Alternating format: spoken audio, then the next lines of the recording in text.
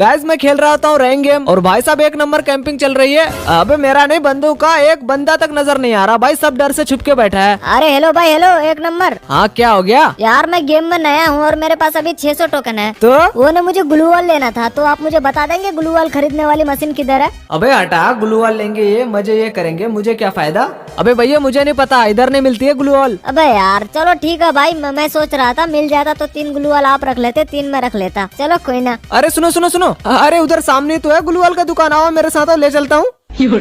आजा आजा। हट, मैंने दे रहा तुझे ग्लू वॉल। अबे नहीं यार, एक तो देना होगा कम से कम, तुम वादा किए हो ना बस एक लैंडमैन मिलेगा गिफ्ट में, जाओ।